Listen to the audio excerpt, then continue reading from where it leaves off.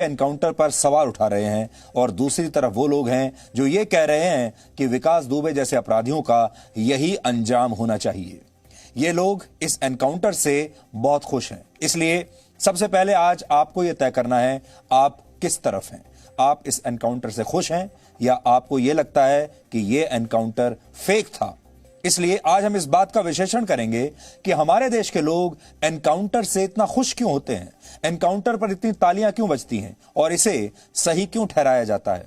असल में कई बार स्थितियां ऐसी बन जाती हैं कि एनकाउंटर के जरिए मिलने वाला इंस्टेंट जस्टिस यानी तुरंत न्याय ही एकमात्र उपाय नजर आने लगता है और आप सोचने पर मजबूर हो जाते हैं कि हमने ये नियम कायदे आखिर किसके लिए बनाए थे और क्या ये सारे नियम कायदे अपने मकसद में कामयाब हो पाए हैं। इसलिए आज हम लोकतांत्रिक व्यवस्था के तहत मिलने वाले न्याय और लोगों के आक्रोश से जन्म लेने वाले इस तरह के इंस्टेंट न्याय के बीच एक तुलनात्मक विश्लेषण करेंगे। इस एनकाउंटर पर हमारे ही देश के कुछ लोग अब सवाल उठा रहे हैं। इन लोगों ने यह मान लिया है कि यह एनकाउंटर फेक है, फर्जी है और पुलिस ने जानबूझकर किया है। लेकिन इन्हें शायद यह नहीं पता कि कानून के मुताबिक हिरासत से भागने की कोशिश कर रहे ऐसे अपराधियों पर पुलिस गोली चला सकती है जिन पर हत्या जैसे संगीन आरोप हों। अब आप दूसरी कल्पना कीजिए, अगर 8 पुलिस वालों की हत्या करने वाला यह विकास दुबे कल रात को भाग जाता तो आज पूरे देश में क्या चर्चा हो रही होती। तब यही सारे लोग उत्तर प्रदेश पुलिस पर सवाल उठा रहे होते और कहते कि पुलिस निकम्मी है। विकास दुबे 30 वर्षों में 10 से 12 बार जेल जा चुका था और वो हर बार या तो सबूतों के अभाव में बरी हो जाता था या फिर जमानत पर बाहर आ जाता था। इसलिए इस एनकाउंटर पर शोर मचाने वालों को आज ये भी सोचना चाहिए कि अगर विकास दुबे मारा नहीं जाता तो क्या अपराधियों के सामने सरेंडर कर देने वाला हमारा सिस्टम उसे आगे चलकर वर्षों तक भी उसके गुनाहों की सजा दे पाता। जिस देश में अपराधियों को सजा मिलने की दर सिर्फ 40% है, उस देश में इस सवाल का जवाब जानना बहुत जरूरी है कि अगर हम विकास को पकड़ लेते, विकास दुबे को, और अदालत उसे सजा देने में कितना समय लगाती। इस एनकाउंटर का विरोध करने वालों का यह तर्क है कि विकास दुबे के सीने में कई बड़े नेताओं के राज दफन थे, इसलिए उनके नाम तो पहले जानने चाहिए थे और इसीलिए उसे एनकाउंटर में पहले ही मार दिया गया। लेकिन आज हम तथ्यों के जरिए इन लोगों को बताएंगे कि जिन कुख्यात अपराधियों को जिंदा पकड़ा भी गया है और उन्हें जेल में भी डाला गया है, उन्हें आखिर ऐसे कौन से राज उगल दिए उन्होंने जिनसे किसी को कोई फर्क पड़ा हो। इस तरह के एनकाउंटर से अपराधियों को यह संदेश जाता है कि उनकी उम्र लंबी नहीं है और एक न एक दिन उन्हें मार डाला जाएगा। इसलिए आज हम ये समझने की कोशिश करेंगे कि बिना एनकाउंटर के अपराधियों के मन में खौफ क्यों नहीं आता। इसलिए जब इस तरह के एनकाउंटर होते हैं तो समाज में और लोगों में एक खास तरह का संदेश जाता है। और अब सवाल यह है कि क्या उत्तर प्रदेश के मुख्यमंत्री योगी आदित्यनाथ क्या यही संदेश लोगों के मन में डालना चाहते थे। लेकिन सबसे पहले आज की तमाम बड़ी खबरें नॉनस्टॉप न्यूज में। गैंगस्टर विकास दुबे के एनकाउंटर और उसे लेकर जा रही गाड़ी पलटने के सवालों पर यूपीएसटीएफ ने पूरी जानकारी दी है। यूपीएसटीएफ ने बयान जारी कर कहा है, विकास दुबे को ले जा रहे गाड़ियों के काफिले के सामने अचानक गाय भैंस का झुंड भागते हुए रास्ते पर आ गया था। ड्राइवर ने जानवरों को बचाने के लिए गाड़ी अचानक मोड़ दी, इससे गाड़ी अनियंत्रित होकर पलट गई। विकास ने हादसे का फायदा उठाकर पिस्टल छीनी और भागने की कोशिश की। इसके बाद हुए एनकाउंटर में विकास दुबे को 4 गोलियां लगी। गोलीबारी के बाद विकास दुबे को अस्पताल ले जाया गया, जहां इलाज के दौरान उसकी मौत हो गई। उसने गोली चलाई और उसके बाद पुलिस ने जवाबी फायरिंग की और उस फायरिंग में विकास दुबे की मृत्यु हो गई। उसके पास से एक सरकारी पिस्टल 9mm जो लेकर वो भागा था वो बरामद हुआ। यूपीएसटीएफ के मुताबिक सुबह 6:35 पर गाड़ी पलटने की घटना हुई। गाड़ी पलटने से हुई दुर्घटना में 4 पुलिसकर्मी घायल हुए हैं। गैंगस्टर विकास दुबे के एनकाउंटर पर कांग्रेस महासचिव प्रियंका गांधी ने न्यायिक जांच की मांग की है। प्रियंका ने कहा कि अपराधी का तो अंत हो गया, लेकिन उसे संरक्षण देने वालों का खुलासा कैसे होगा, इसीलिए पूरे मामले की जांच सुप्रीम कोर्ट के जज से करानी चाहिए। कांग्रेस पार्टी की ये मांग है कि सुप्रीम कोर्ट के सिटिंग जज, एक मौजूदा जज द्वारा एक न्यायिक जांच हो जो पूरे कानपुर कांड का पूरी तरह से उसमें जांच करके जो असलियत है वो जनता के सामने रखे। समाजवादी पार्टी प्रमुख अखिलेश यादव ने कहा है कि यह एनकाउंटर योगी सरकार को बचाने के लिए किया गया है। गाड़ी पलटी नहीं, पलटाई गई है। समाजवादी पार्टी के नेता अबू आजमी ने कहा कि इस मामले में मध्य प्रदेश के गृह मंत्री से भी पूछताछ होनी चाहिए। इंक्वायरी अगर सच पूछो तो मध्य प्रदेश के होम मिनिस्टर साहब की भी इंक्वायरी करना चाहिए, पूछताछ होना चाहिए। और मंत्री का एज ए मंत्री नहीं, एज ए अक्यूज उनको बुलाना चाहिए। बीएसपी अध्यक्ष मायावती ने भी कहा कि विकास दुबे के एनकाउंटर की जांच सुप्रीम कोर्ट की निगरानी में होनी चाहिए। शिवसेना ने एनकाउंटर पर यूपी पुलिस का समर्थन करते हुए कहा कि पुलिस पर सवाल उठाना गलत है। लॉ एंड ऑर्डर का सवाल है, अगर पुलिस के कार्रवाई के ऊपर प्रश्न चिन्ह नहीं किसी ने उठाना चाहिए। 8 पुलिसों की जो हत्या हो गई, जिस तरह से जो गुंडों ने की है, उसके ऊपर सवाल उठने चाहिए, पुलिस के कार्रवाई के ऊपर नहीं उठने चाहिए। कोरोना वायरस का संक्रमण रोकने के लिए उत्तर प्रदेश में रात 10 बजे से 55 घंटे का लॉकडाउन शुरू होगा। लॉकडाउन सोमवार 13 जुलाई को सुबह 5 बजे खत्म होगा। लॉकडाउन में सभी ऑफिस, बाजार, फैक्ट्रियां बंद रखने का आदेश दिया गया है। मेडिकल, इमरजेंसी और दूसरी जरूरी सेवाओं पर लॉकडाउन लागू नहीं होगा। 55 घंटे में उत्तर प्रदेश में सैनिटाइजेशन के लिए अभियान चलाया जाएगा। सरकार ने सार्वजनिक जगहों पर फेस मास्क न पहनने पर जुर्माने की राशि 100 रुपए से बढ़ाकर 500 रुपए कर दी है। अमेरिकी कंपनी बोइंग ने भारतीय वायुसेना को 5 और अपाचे हेलीकॉप्टर दे दिए हैं। बोइंग ने कहा है कि भारतीय वायुसेना को मिलने वाले 22 अपाचे अटैक हेलीकॉप्टर में अंतिम 5 हिंडन एयरबेस पर वायुसेना को सौंपे गए हैं। चिनूक हेलीकॉप्टर की डिलीवरी भी मार्च के महीने में हो गई है। भारत ने वायुसेना के लिए सितंबर 2015 में 22 अपाचे और 15 चिनूक हेलीकॉप्टर की डील की थी। रक्षा मंत्री राजनाथ सिंह ने अमेरिका के रक्षा मंत्री मार्क एस्पर से फोन पर बात की। दोनों देशों के रक्षा मंत्रियों ने भारत और चीन के बीच सीमा विवाद और क्षेत्रीय सुरक्षा हालात पर चर्चा की। राजनाथ सिंह और मार्क एस्पर के बीच द्विपक्षीय संबंधों और आपसी हितों पर भी बातचीत हुई। करीब 20 मिनट फोन पर हुई इस बातचीत की पहल अमेरिका की ओर से की गई थी। राजनाथ सिंह और मार्क एस्पर के बीच पहले 30 जून को फोन पर बात होनी थी, लेकिन उस वक्त ये बातचीत टल गई थी। अमेरिका ने अपने यहां आने वाली पाकिस्तान इंटरनेशनल एयरलाइंस की चार्टर फ्लाइट पर रोक लगा दी। पाकिस्तान की उड़ानों पर रोक का ये फैसला उसके पायलटों के सर्टिफिकेट और योग्यता पर सवाल उठने के बाद लिया है। मई महीने में पाकिस्तान विमान हादसे में 97 लोगों की मौत हो गई थी। इस हादसे के जांच के बाद ही पायलटों के फर्जी सर्टिफिकेट के मामले का खुलासा हुआ। European union aviation safety agency भी पाकिस्तान इंटरनेशनल एयरलाइंस की मान्यता को सस्पेंड कर चुकी है और उसकी उड़ानों पर 6 महीने के लिए रोक लगाई गई है। प्रधानमंत्री मोदी ने मध्य प्रदेश के रीवा में एशिया के सबसे बड़े सोलर प्रोजेक्ट का उद्घाटन किया। वीडियो कॉन्फ्रेंसिंग से 750 मेगावाट के सोलर प्लांट को देश को समर्पित करने के बाद प्रधानमंत्री ने कहा, सौर ऊर्जा श्योर है, प्योर है और सिक्योर है। सौर ऊर्जा आज की नहीं बल्कि 21वीं सदी की ऊर्जा जरूरतों का एक बड़ा माध्यम होने वाला है,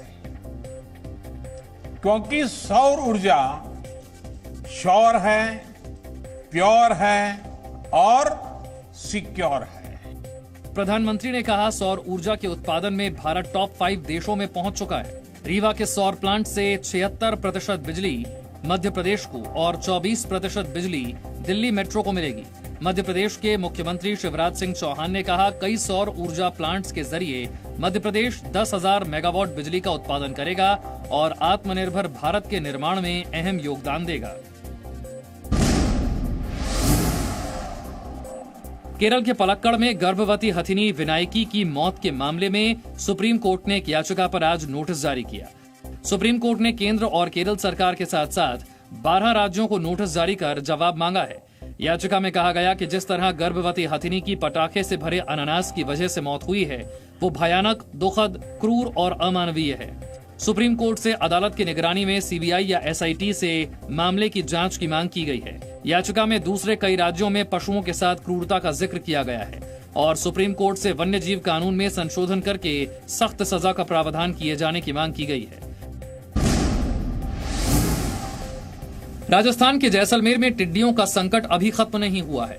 जैसलमेर के रामगढ़ में टिड्डियों पर काबू पाने के लिए ड्रोन से केमिकल का छिड़काव किया गया।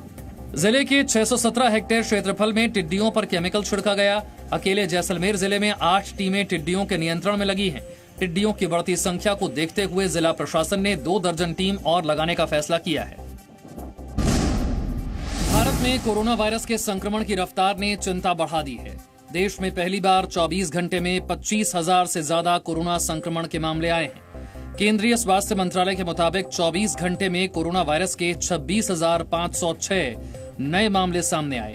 देश में अब तक 7,93,802 लोग कोरोना से संक्रमित हो चुके हैं।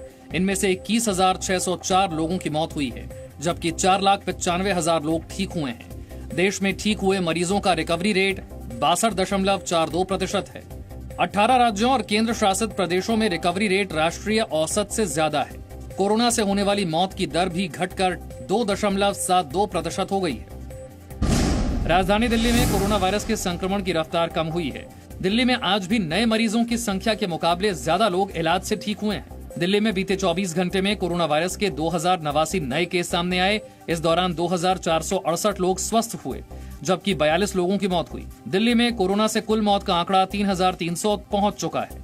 दिल्ली में कोरोना संक्रमित मरीजों की कुल संख्या 1,09,140 है, जिसमें एक्टिव केस सिर्फ 21,146 हैं। दिल्ली में ठीक होने वाले मरीजों का रिकवरी रेट बढ़कर 77.60% हो गया है। आज सुबह से पूरे देश में एक ही मुद्दे पर बात हो रही है और वो है विकास दुबे का एनकाउंटर। क्योंकि कल रात जब आपसे हमारी आखिरी मुलाकात हुई थी दिन की, तो हम आपको ये बता रहे थे कि विकास दुबे पकड़ा गया और अब उसे कानपुर ले जाया जा रहा है। और आज सुबह जब आप उठे होंगे तो आपको पहली खबर यह मिली कि विकास दुबे को एनकाउंटर में गोली मार दी गई है। विकास दुबे के एनकाउंटर पर अब देश 2 हिस्सों में बंट चुका है। एक तरफ वो लोग हैं जो विकास दुबे के एनकाउंटर पर सवाल उठा रहे हैं, इसे फर्जी बता रहे हैं, और दूसरी तरफ वो लोग हैं जो ये कह रहे हैं कि विकास दुबे जैसे खतरनाक अपराधियों का यही अंजाम होना चाहिए। और इस तरह के लोग आज देश में बहुत खुश हैं, तालियां बजा रहे हैं इस एनकाउंटर पर। इसलिए आज आपको यह समझना चाहिए कि हमारे देश के लोग एनकाउंटर से इतना खुश क्यों होते हैं, एनकाउंटर पर हमारे यहां इतनी तालियां क्यों बजती हैं और इसे सही क्यों ठहराया जाता है। असल में कई बार स्थितियां ऐसी बन जाती हैं कि एनकाउंटर के जरिए मिलने वाला इंस्टेंट जस्टिस यानी तत्काल न्याय ही एकमात्र उपाय लगने लगता है और आप सोचने पर मजबूर हो जाते हैं कि हमने अपने देश में ये सारे नियम कायदे किसके लिए बनाए थे और क्या ये नियम कायदे अपने मकसद में कामयाब हो पाए हैं। कल उज्जैन से पकड़े जाने के 24 घंटे के अंदर ही विकास दुबे आज सुबह उसी कानपुर में मारा गया जहां उसने 8 दिन पहले 8 पुलिसकर्मियों की हत्या की थी, जहां के बारे में वो उज्जैन में सुबह सुबह पुलिस वालों को कह रहा था, मैं विकास दुबे कानपुर वाला हूं। उसी कानपुर में उसका एनकाउंटर हो गया। विकास दुबे को अपने एनकाउंटर का पहले से ही डर था, इसलिए उसने कैमरों के सामने सोच समझकर एक तरह से उज्जैन में मंदिर में सरेंडर किया था। शायद उसे उम्मीद थी कि वो ऐसा करके एनकाउंटर से बच जाएगा, क्योंकि जब मीडिया के कैमरों के सामने वो एनकाउंटर जब वो सरेंडर कर रहा है तो उसे ये लगा होगा कि पुलिस पर दबाव पड़ जाएगा और अब उसकी जान बच जाएगी। लेकिन अपनी कहानी का जो क्लाइमेक्स विकास दुबे लिखने के बारे में सोच रहा था, वो क्लाइमेक्स उत्तर प्रदेश पुलिस की स्पेशल टास्क फोर्स यानी एसटीएफ ने आज सुबह सुबह बदल दिया। कल तक बहुत सारे लोगों को यह यकीन नहीं था कि सरेंडर करने के बाद अब विकास दुबे का एनकाउंटर होगा। लोग सोच रहे थे कि अब तो इसकी जान बच गई, क्योंकि उसे उज्जैन से कानपुर ले जा रही एसटीएफ की टीम पर लगातार मीडिया की नजर थी। लगातार लाइव टेलीकास्ट हर न्यूज चैनल पर चल रहा था, पूरा मीडिया रिपोर्ट कर रहा था, उसके बारे में पल पल की खबरें लगातार बाहर आ रही थी। मीडिया की गाड़ियां रात भर पुलिस की गाड़ियों का लगातार पीछा कर रही थी, बता रही थी कौन सी गाड़ी में विकास दुबे को रखा गया है, अब वो गाड़ी कहां पहुंची है, यानी पल पल की अपडेट्स देश के तमाम लोगों को मिल रही थी। लेकिन विकास दुबे का अंत करने के लिए यूपी एसटीएफ को आज सिर्फ 15 मिनट का समय लगा। इन 15 मिनटों में किसी को नहीं पता चला कि आखिर हुआ क्या। खबर आई कि विकास दुबे का एनकाउंटर हो गया है। पुलिस के मुताबिक जिस गाड़ी में विकास दुबे बैठा था वो एक हादसे की वजह से अचानक पलट गई और इसी हादसे में विकास दुबे को भागने का मौका मिल गया। उसने पुलिसकर्मियों से उनकी गन छीन ली और भागने की कोशिश करने लगा। पुलिस ने विकास दुबे को सरेंडर करने के लिए कहा, लेकिन उसने पुलिसकर्मियों पर फायरिंग कर दी और पुलिस ने जवाबी फायरिंग में विकास दुबे को मार गिराया। ये पुलिस का वर्जन है, ये पुलिस की कहानी है जो पुलिस ने हमें बताई है। बहुत सारे लोगों को इस कहानी पर यकीन नहीं हो रहा और ये कहानी आपने वैसे बहुत बार सुनी भी होगी। आज सुबह से बहुत सारे लोग एनकाउंटर की पुलिस की स्टोरी को, पुलिस की थ्योरी को पूर्व लिखित पटकथा बता रहे हैं और इस एनकाउंटर पर लगातार सवाल उठा रहे हैं। कह रहे हैं ये तो फर्जी एनकाउंटर है, पुलिस ने जानबूझकर विकास दुबे को मार डाला। ये वही लोग हैं जो कल तक ये कह रहे थे कि विकास दुबे को बचाया जा रहा है। अब जब उसका एनकाउंटर हो गया तो यही लोग कह रहे हैं कि उसे मार क्यों दिया।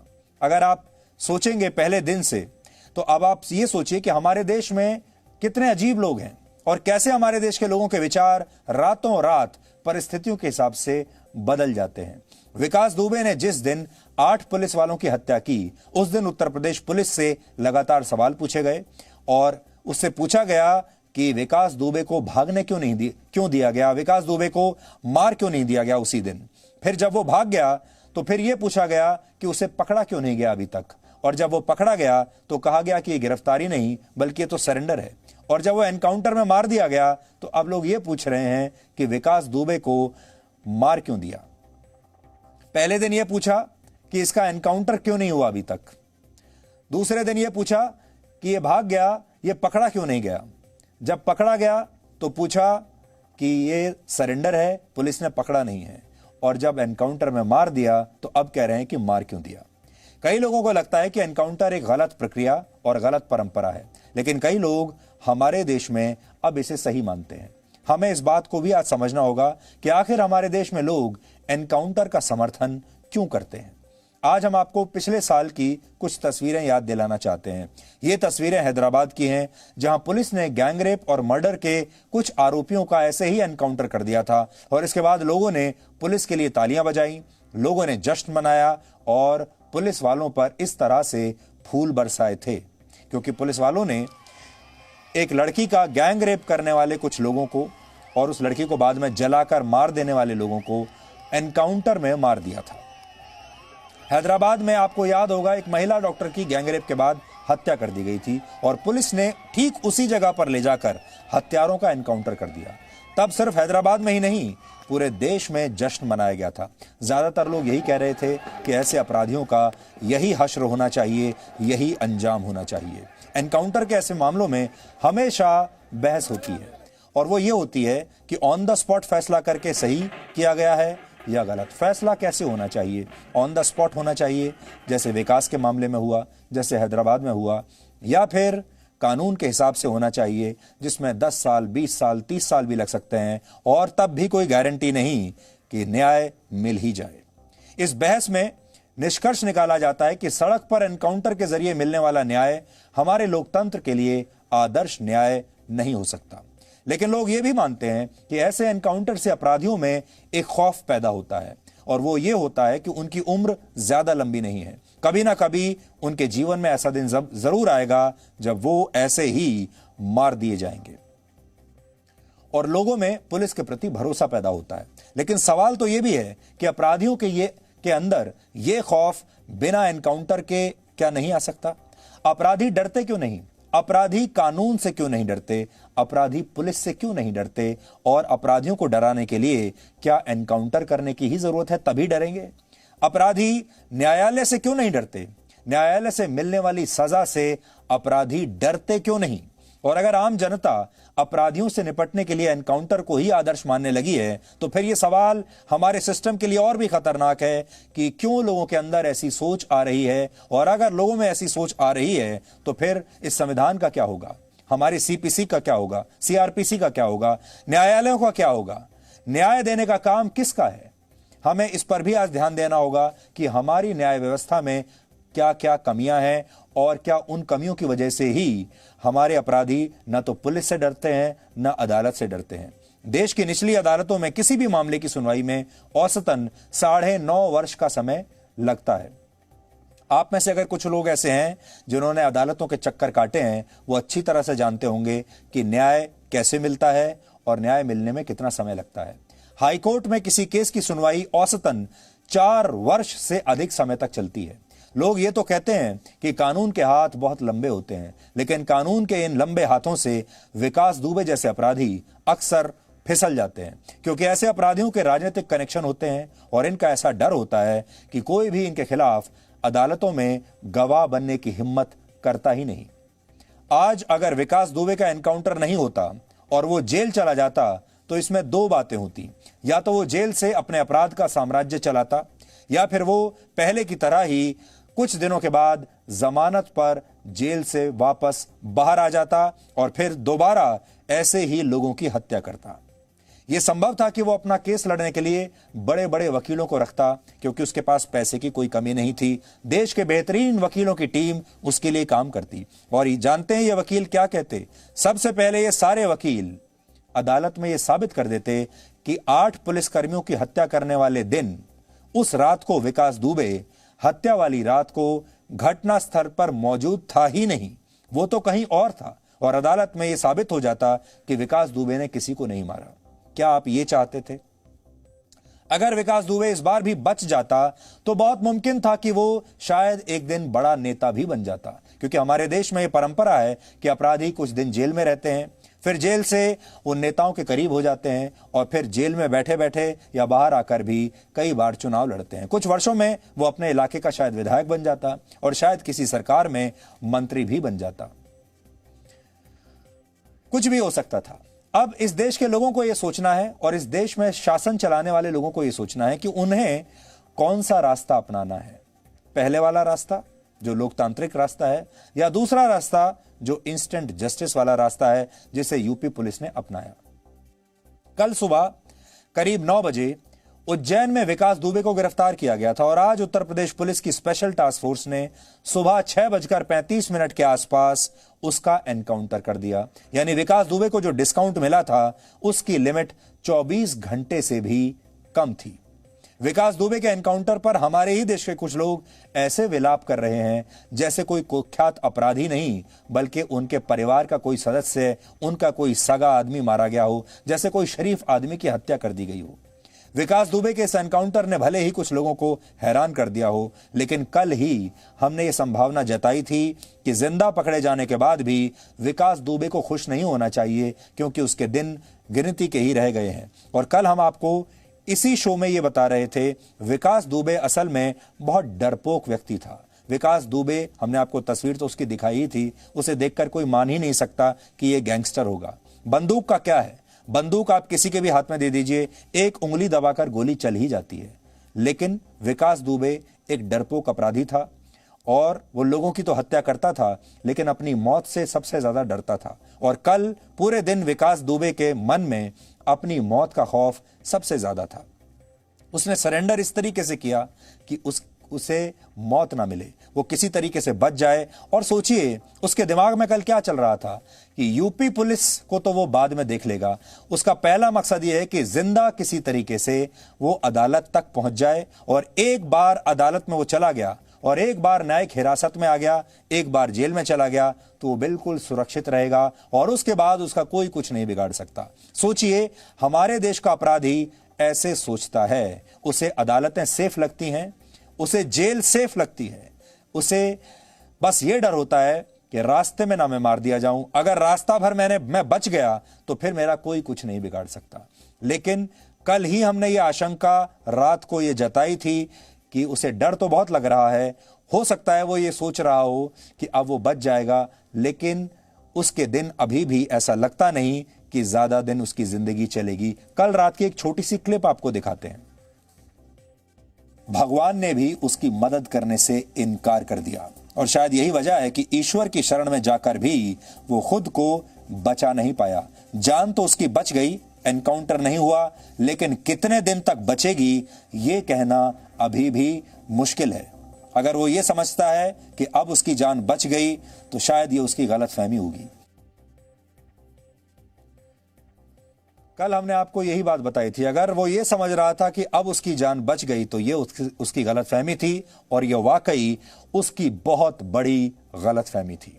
इस एनकाउंटर पर हमारे देश के कई लोग सवाल उठा रहे हैं। इन लोगों ने यह मान लिया है, पहले से ही बिना किसी इंक्वायरी के मान लिया गया है कि यह एनकाउंटर फेक है, यह एनकाउंटर फर्जी है। लेकिन इन लोगों को शायद यह नहीं पता कि जब हत्या जैसे अपराध का कोई आरोपी पुलिस का हथियार छीनकर भागता है तो पुलिस उसे गिरफ्तार करने के लिए कानूनी रूप से बाध्य होती है और सीआरपीसी की धारा 46(2) और 46(3) के तहत पुलिस की गिरफ्त से भागने वाले ऐसे खूंखार अपराधियों पर आत्मरक्षा में गोली चलाने का प्रावधान है। यह पूरी तरीके से कानूनी है, फिर चाहे इस कोशिश में अपराधी की जान ही क्यों न चली जाए। इतना ही नहीं, जो अपराधी ये जानते हैं कि उन्हें अदालत से सजाए मौत मिलना तय है, वो पुलिस की गिरफ्त से भागने की हर संभव कोशिश करते हैं और इसके लिए वो किसी की जान भी ले सकते हैं। इसलिए आज इन लोगों को यह सोचना चाहिए कि अगर ये अपराधी भाग जाता तो यही लोग कानून व्यवस्था और समाज के लिए कितना बड़ा खतरा बन सकता था ये आदमी।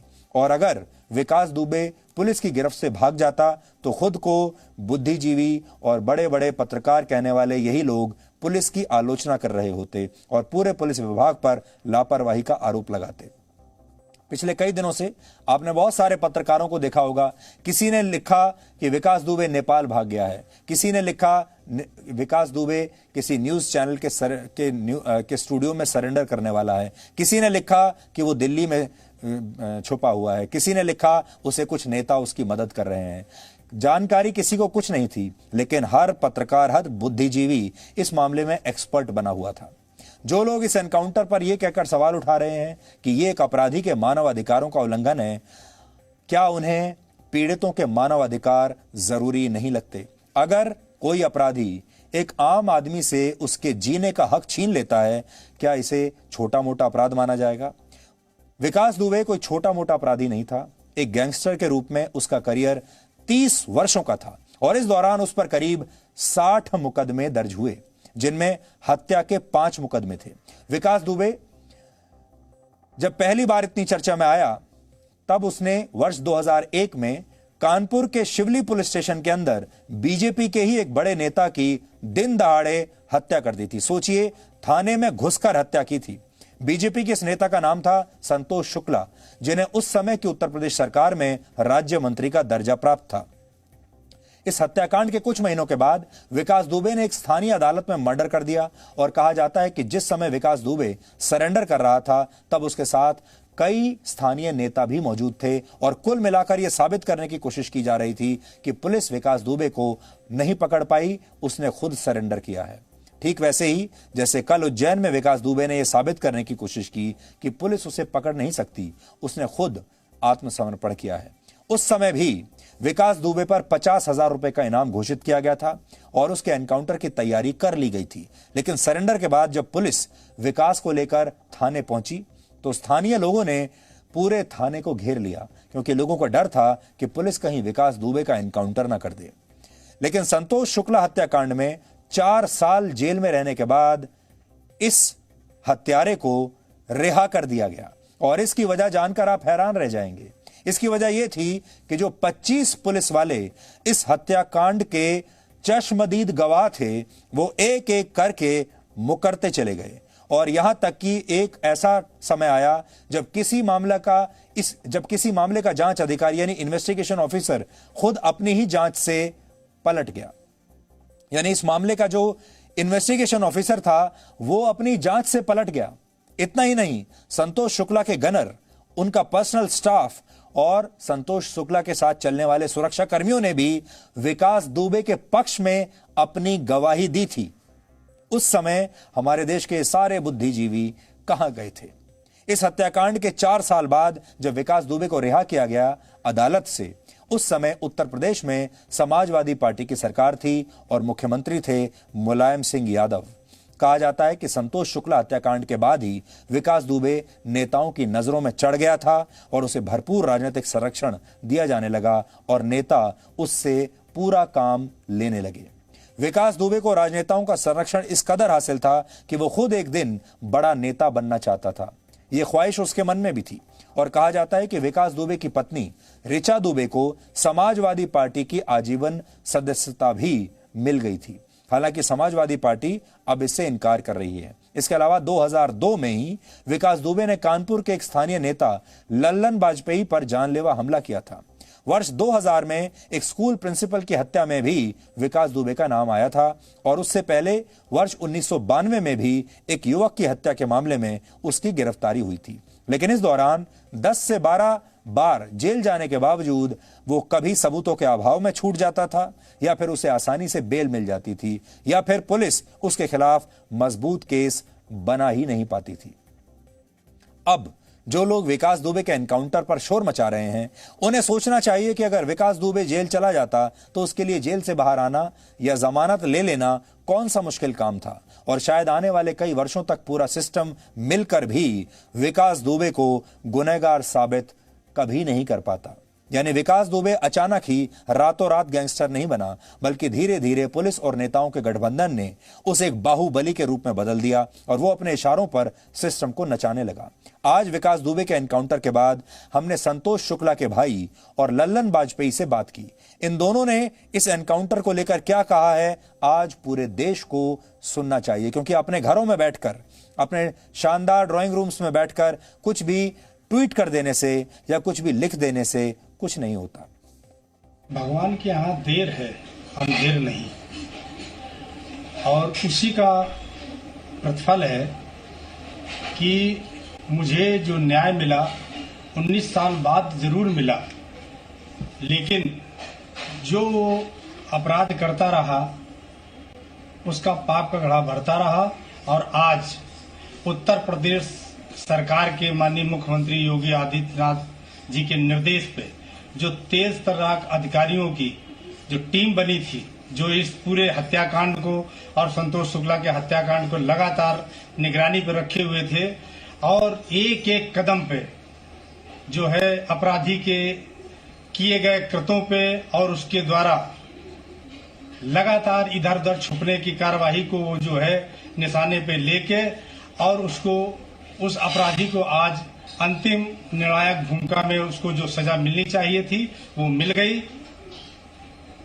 और मेरे अलावा जितने परिवारों को उसने उजाड़ा है, उनके भाई की हत्या करी, पिता की हत्या करी, किसी के चाचा की हत्या करी, उन सबको लगता है मुझे आज अति प्रसन्नता होगी और उन सब लोगों को न्याय मिला।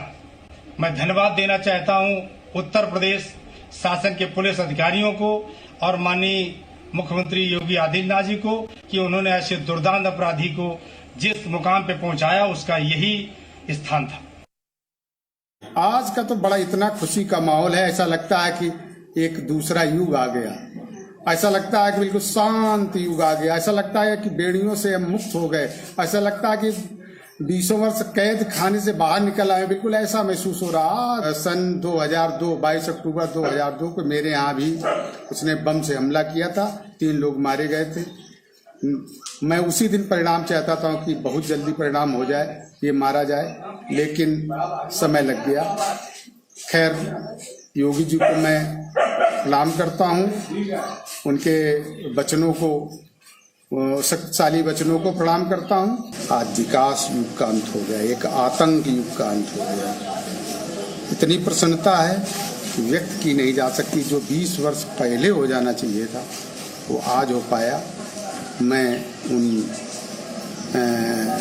STF के जवानों को जिन्होंने ये कहा, इसको अंजाम तक पहुंचाया, मैं उनको मीडिया कर्मियों को, मीडिया को, सारे मीडिया को बधाई देता हूं जिन्होंने अपनी बुलंद आवाज से इस अपराधी के प्रति इतना जबरदस्त अपने को प्रस्तुतिकरण किया कि आज उसका अंत हो ही गया। विकास दुबे ने न जाने कितने परिवारों को बर्बाद कर दिया।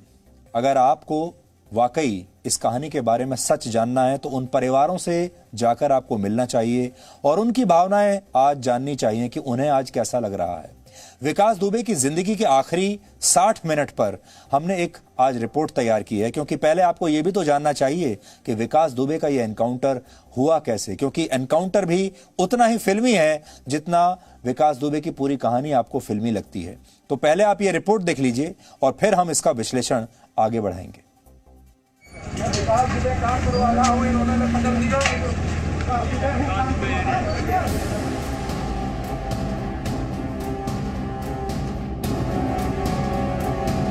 विकास दुबे वो कानपुर वाला हवाई नहीं। 9 जुलाई की सुबह गिरफ्तारी।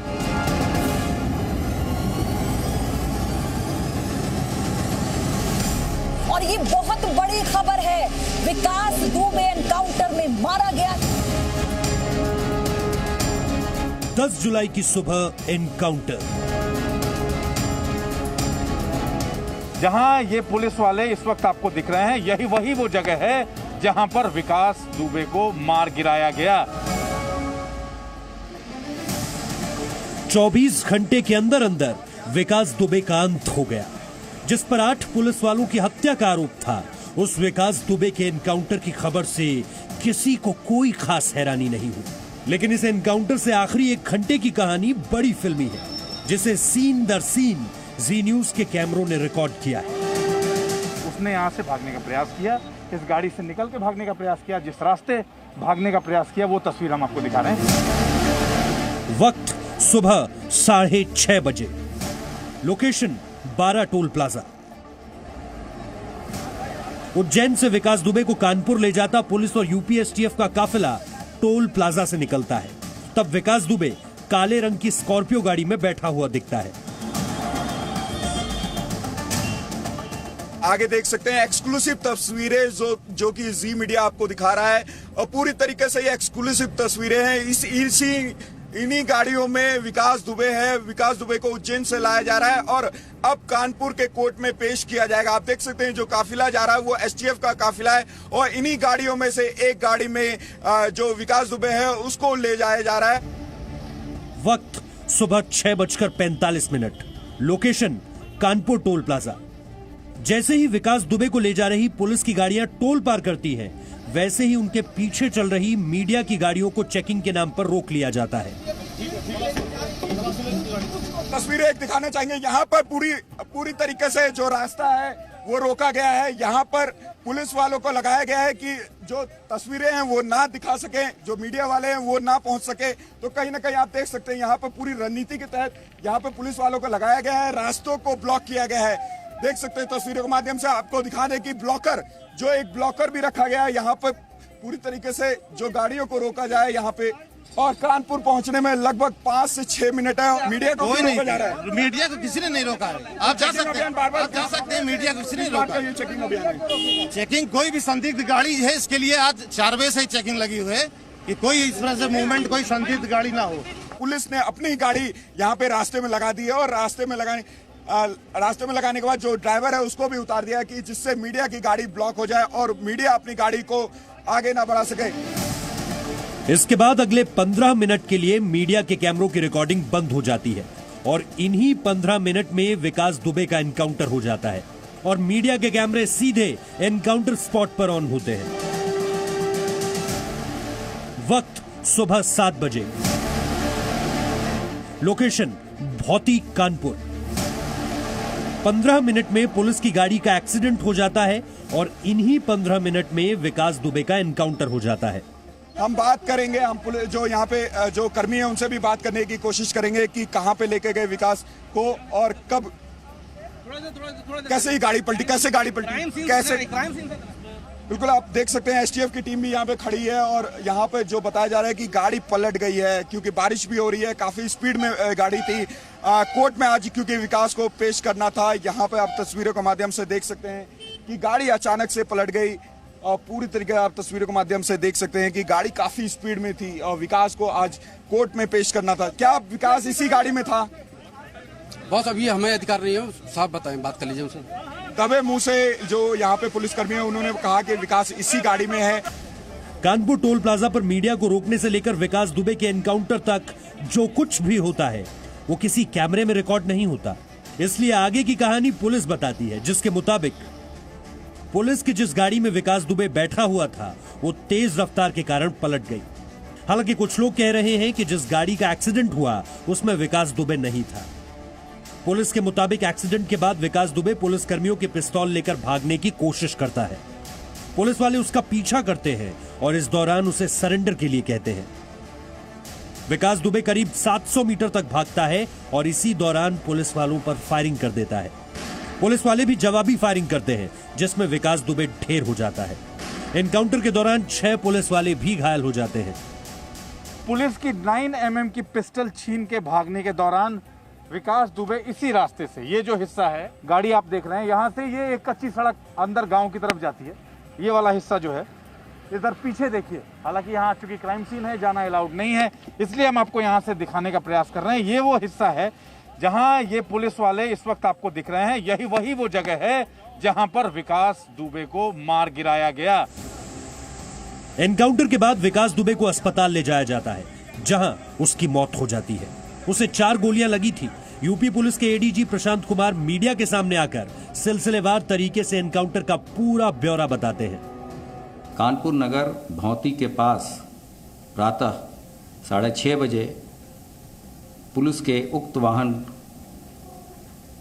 दुर्घटनाग्रस्त होकर पलट गया, जिससे उसमें बैठे अभियुक्त व पुलिसजन घायल हो गए। इस दौरान अभियुक्त विकास दुबे उपरोक्त ने घायल पुलिसकर्मी की पिस्टल छीनकर भागने की कोशिश की। पुलिस टीम द्वारा पीछा कर उसे घेर कर आत्मसमर्पण करने को कहा गया, किंतु वह नहीं माना। पुलिस टीम द्वारा जान से मारने की नीयत से वो पुलिस टीम पे फायर करने लगा। पुलिस द्वारा आत्मरक्षार्थ जवाबी फायरिंग की गई। उपरोक्त विकास दुबे घायल हो गया, जिसे तत्काल ही इलाज हेतु अस्पताल ले जाया गया, जहां इलाज के दौरान उसकी मृत्यु हो गई। इस पूरे प्रकरण में जो पुलिसकर्मी घायल हैं वो 4 सिविल पुलिस के लोग घायल हैं, जिसमें 3 सब इंस्पेक्टर हैं, 1 कांस्टेबल है तथा एसटीएफ के 2 कमांडो को भी गंभीर चोटें आई हैं। और इस तरह उज्जैन में पकड़े जाने के 24 घंटे के भीतर विकास दुबे मारा जाता है। लेकिन कुछ लोग इस एनकाउंटर पर सवाल भी उठा रहे हैं और कह रहे हैं कि विकास दुबे का फर्जी एनकाउंटर हुआ, जिसका फैसला अदालत में हो ही जाएगा। लेकिन कानपुर के लोगों को इससे फर्क नहीं पड़ता कि विकास दुबे कैसे मारा गया। उनके लिए तो इतना ही काफी है कि उन्हें एक दुर्दांत अपराधी से छुटकारा मिल गया।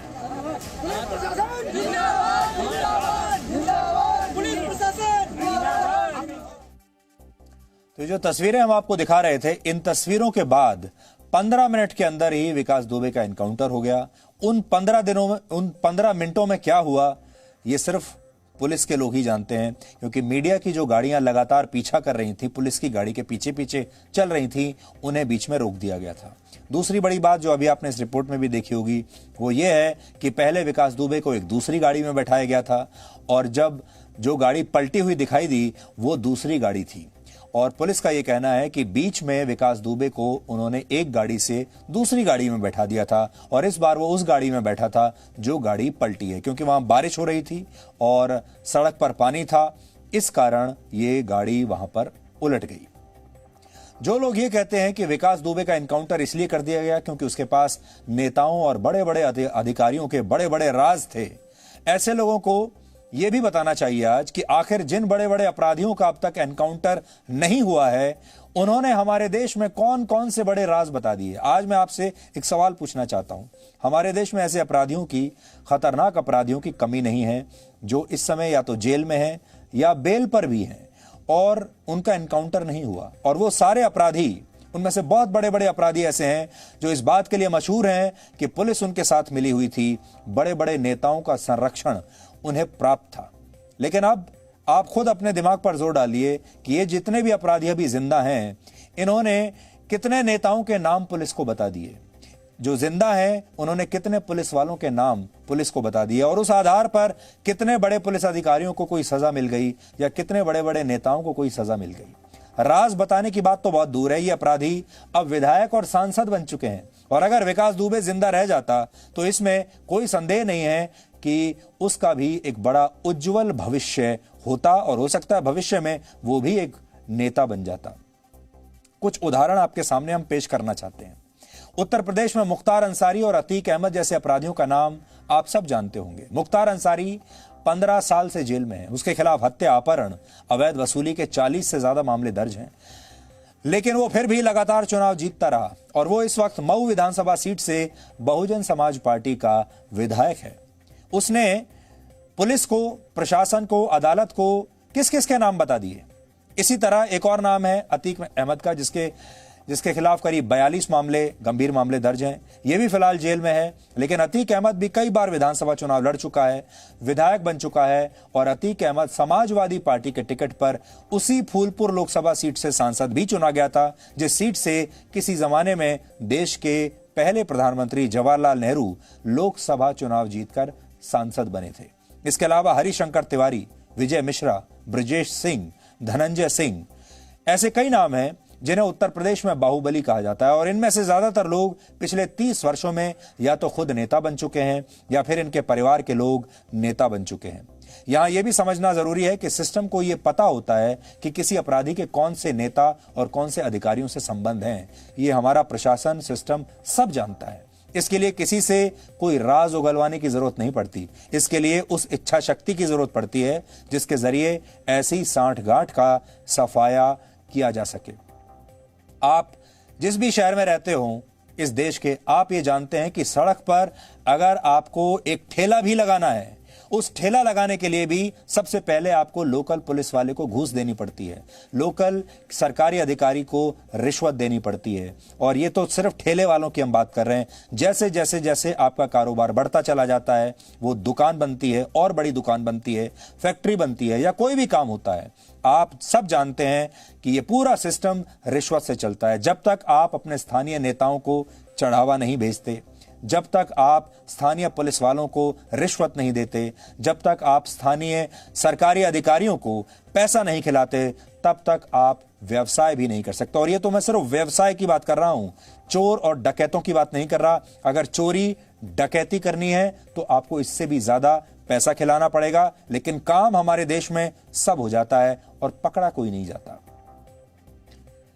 विकास दुबे ने वर्ष 1990 में अपराध की दुनिया में कदम रखा था और 1990 से लेकर आप सोचिए 2020, 30 साल तक वो अपराध करता रहा। क्या हम ये नहीं जानते थे कि वो इतना बड़ा अपराधी है? हम सब जानते थे। क्या हम नहीं जानते थे कौन कौन से पुलिस वाले उससे मिले हुए हैं? हम सब जानते थे। आपको तो याद होगा जो शहीद डीएसपी थे, उन्होंने अपने सीनियर को पत्र लिखा था बाकायदा, और उस पत्र में सब कुछ लिखा था, लेकिन उस पत्र पर कोई कार्रवाई नहीं हुई। और यही हमारे देश की असलियत है, यही हमारे प्रशासन की असलियत है, यही सच्चाई है। और जब इस अपराधी ने अपराध की दुनिया में कदम रखा था 1990 में, उस समय उत्तर प्रदेश में जनता दल की सरकार थी और मुख्यमंत्री थे मुलायम सिंह यादव। 1990 से लेकर वर्ष 2020 तक उत्तर प्रदेश पर करीब 12 मुख्यमंत्रियों ने शासन किया। किसी की नजर इस पर नहीं पड़ी। इन मुख्यमंत्रियों में समाजवादी पार्टी के मुलायम सिंह यादव से लेकर बीजेपी के कल्याण सिंह, राम प्रकाश गुप्ता और राजनाथ सिंह शामिल थे। इसके अलावा बीएसपी के अध्यक्ष मायावती 4 बार उत्तर प्रदेश के मुख्यमंत्री रही। मुलायम सिंह के पुत्र अखिलेश यादव 2012 से 2017 तक उत्तर प्रदेश के मुख्यमंत्री रहे और अब योगी आदित्यनाथ ये जिम्मेदारी संभाल रहे हैं। लेकिन हैरानी की बात यह है, 11 मुख्यमंत्री और करीब 10 सरकारें बदल जाने के बाद भी विकास दुबे अपने अंजाम तक नहीं पहुंचा। उसकी दुकान चलती रही, बल्कि इस दौरान उसका साम्राज्य लगातार बड़ा होता गया और वो एक लुटेरे से, छोटे मोटे लुटेरे से एक हत्यारा बना और फिर हत्यारे से एक बहुत बड़ा गैंगस्टर बन गया। यानी उसकी प्रमोशन लगातार होती रही। इस दौरान इस सिस्टम में यह विकास सबके साथ था और इसने सबका विकास किया। लेकिन 2020 में विकास के पापों का घड़ा भर गया और उत्तर प्रदेश की जो नई सरकार अपराधियों का सफाया करने के वादे के साथ सत्ता में आई थी, उसने विकास दुबे को कोई डिस्काउंट नहीं दिया और यह कहानी उसके एनकाउंटर के साथ ही समाप्त हो गई। आपको याद होगा जब योगी आदित्यनाथ मुख्यमंत्री बने थे उत्तर प्रदेश के, तब उन्होंने कहा था और उन्होंने मुहिम शुरू की थी कि बड़े बड़े गैंगस्टर्स का या तो एनकाउंटर किया जा रहा था। हालत यह हो गई थी कि ये सारे बड़े अपराधी अपनी जान बचाने के लिए जेल की तरफ भागने लगे थे, थानों में सरेंडर करने लगे थे। इतना खौफ इन अपराधियों के बीच में हो गया था। और एक मुख्यमंत्री के लिए बहुत जरूरी होता है, एक नेता के लिए बहुत जरूरी होता है, चाहे वो किसी भी राज्य का नेता हो, किसी भी विभाग का नेता हो या राज्य का मुख्यमंत्री हो, कि उसकी वो ऐसा संदेश दे अपने राज्य के लोगों को और अपने राज्य की पुलिस को, जिससे सख्ती लोगों को दिखाई दे, जिससे लगे कि इस राज्य में सरकार है और वो सरकार किसी के लिए भी डिस्काउंट नहीं करेगी, वो एक सख्त सरकार है। और योगी आदित्यनाथ एक बहुत ही सख्त प्रशासक माने जाते हैं और ये बात इस बार भी सामने आ गई, क्योंकि योगी आदित्यनाथ ने अपने राज्य की पुलिस को फ्री हैंड दिया ऐसे अपराधियों से निपटने के लिए। आज उन 8 पुलिसकर्मियों के परिवारों को कितनी तसल्ली, कितनी संतुष्टि मिली होगी जिन पुलिसकर्मियों की हत्या विकास दुबे और उसके गिरोह ने की थी। विकास दुबे के मारे जाने से इन पुलिसकर्मियों की शहादत का बदला आज ले लिया गया। आज इन परिवारों की प्रतिक्रिया भी आप सबको सुननी चाहिए। माननीय मुख्यमंत्री योगी जी का मैं धन्यवाद अदा करता हूं कि बड़े भाई ने जो कुछ कहा कि 7 दिनों के भीतर इनको न्याय तक पहुंचाया जाए, वो हो रहा है। कम से कम हमें इस अवस्था में ला दिया है कि हम अपने परिजन का अंतिम संस्कार की जो क्रियाएं हैं, 10 गात्र, एकादश गात्र, पिंडदान, वो अब संतुष्ट मन से हम उनको कर सकेंगे कि आपके साथ जो कुछ हुआ वो अपराधी मारा गया। लेकिन मूल कारण तो अभी विद्यमान है। जिन परिस्थितियों में ये अपराध घटित हुए, जिस नेक्सस ने उनको इस अंजाम तक पहुंचाया, अभी भी उसके साथी फरार चल रहे हैं, उसके शरणदाता खुले घूम रहे हैं और अभी भी जो विभाग के भी कुछ गद्दार लोग जो उनके साथ हाथ मिलाए हुए थे, वो भी अभी कुछ और होंगे। ज़रूरत इस बात की है कि मामले की तह तक पहुंचा जाए, जड़ तक पहुंचा जाए और सभी दोषियों को यथोचित दंड दिया जाए। हाँ, आत्मा मेरा शौक जो उग्रवादी हमारा देश योगी बाबू खाली करवा दे, उग्रवादी से सफा करवा दे, मैं हमारा देश स्वतंत्र रहेगा, मैं भी स्वतंत्र रहूँगा। हाँ, उनके विषय में जाता हूँ, कानूनी कार्रवाई किया जाएगा। ये सब क्यों आज हमारे बेटे के साथ किया, कल उनके बेटे के साथ, कल परसों देश साथ कर सकते हैं। गद्दारों के लिए ये सब सजा कड़ी से कड़ी दिया जाए। यूपी पुलिस को धन्यवाद अदा करूँगा, बहुत बड़ा फैसला लेके और इतना मतलब उसको क्या ऐसे दुष्ट को मार गिराया। बहुत बहुत धन्यवाद यूपी पुलिस के लिए और योगी राज को भी धन्यवाद अदा करूंगा। मैं बहुत अच्छा, आज मैं संतुष्ट हूँ कि आज मेरे बेटे की शहादत कामयाब हो गई, सक्सेस हो गया आज मेरा बेटा।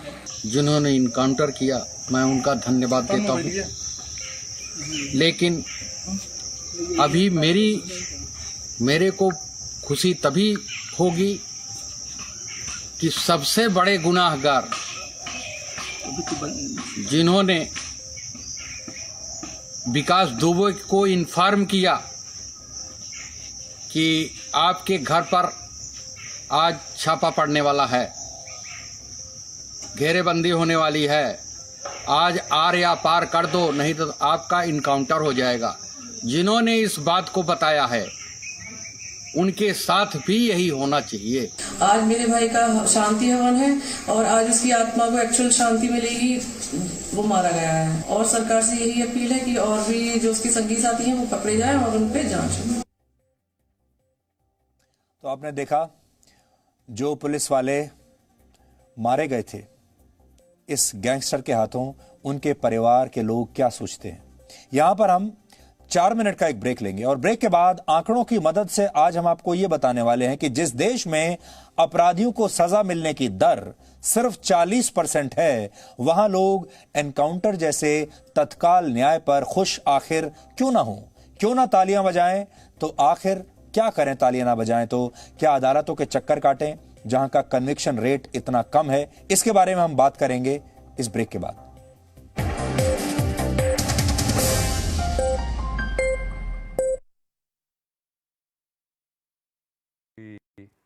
अगले महीने ये करूँगी, उसके बाद ये करेंगे, इस साल में ये करेंगे, और किसी न किसी कारण से जब वो पूरा नहीं होता है तो फिर क्या हालत होती है?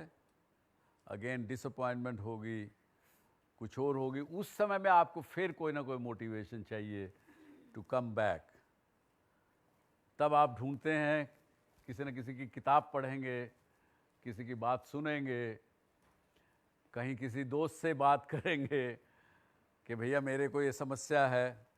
कहीं कोई ज़्यादा तकलीफ़ में हुआ तो साइकेट्रिस्ट के पास भी चला जाएगा, पंडित के पास तो खैर खास करके।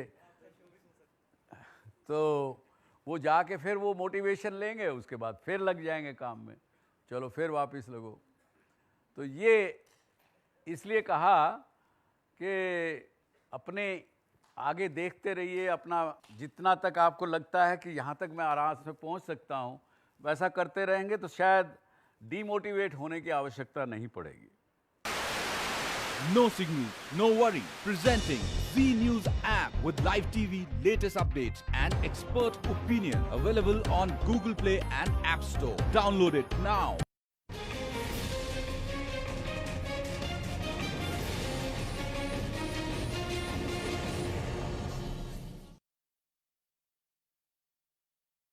किसी ने कहा कि आई डोंट गेट डीमोटिवेटेड। तो मैंने अपनी ज़िंदगी में, मुझसे कई लोग पूछते हैं कि भाई क्या what motivated you to get out of your house, 17 रुपये लेके तुम निकले और आगे क्या आपके मन में आया और क्या था उस समय। तो मैं बार बार एक ही बात कहता हूँ, उस समय मेरा गोल जो मन में रखा था बड़ा छोटा सा गोल रखा था, और वो ये था कि मुझे अपने फैमिली का, 71 की बात कर रहा हूँ जब मैं निकला वहाँ से, तो कि मुझे अपना परिवार का 4 लाख रुपए का कर्जा है उनके ऊपर, वो उतारना है बस। इससे आगे कोई मेरी ज़िंदगी में गोल नहीं था, कोई कुछ ध्यान में नहीं। वो एक गोल था। वो जब गोल पूरा हो गया तो then I set another goal for myself. जब वो पूरा हो गया तो अनदर गोल। सो ये इसलिए मैं ज़िंदगी में बार बार कहता हूँ, यूथ को खासकर कहता हूँ कि one at a time. And फिर बात आखिर में वहीं फिर आ जाती है जो मैंने पिछले हफ्ते भी कहा कि try to live in the present. Present में रहेंगे तो कहीं तकलीफ़ किसी प्रकार की नहीं आएगी। और जब तक पहला गोल पूरा नहीं कर लें दूसरा मत करिए, तय नहीं करिए। दूसरा नहीं पूरा कर लें तब तक तीसरा मत करिए। तो वन एट ए टाइम रखेंगे, फोकस रहेंगे, कोई चीज़ सताएगी नहीं, फेलियर का दर्द नहीं सताएगा, डर नहीं सताएगा, कुछ नहीं सताएगा।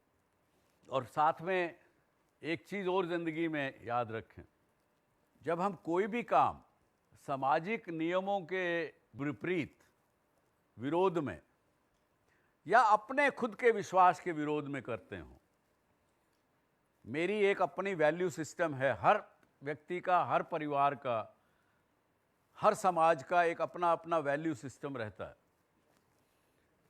जब आप उसकी सीमा को लांघते हैं या उसको तोड़ते हैं,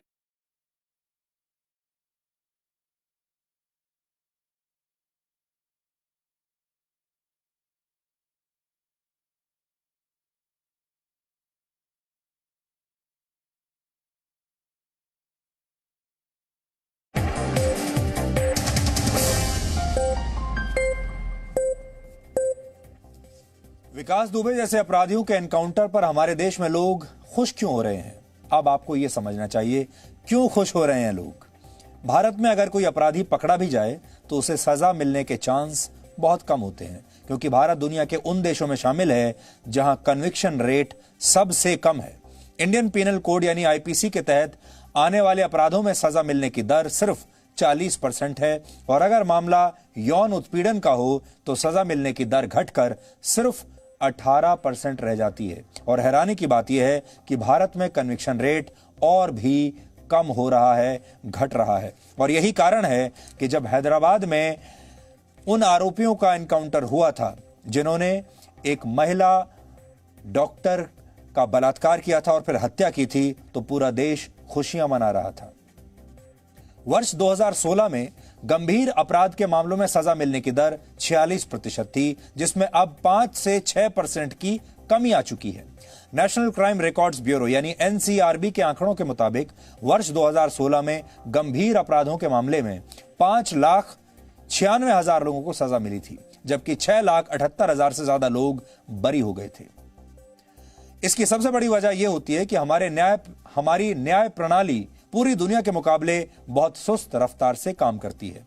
भारत की अदालतों में इस समय 3.5 करोड़ से ज्यादा मुकदमे लंबित हैं। नवंबर 2019 तक के आंकड़ों के मुताबिक सुप्रीम कोर्ट में पेंडिंग केसेस की संख्या करीब 54,000 है। अलग अलग हाई कोर्ट्स में करीब 44,75,000 केस हैं और निचली अदालतों में 3 करोड़ 14 लाख मामलों में अभी तक कोई फैसला नहीं आया है। ये सारे केस इंतजार कर रहे हैं कि अदालत कोई फैसला देगी।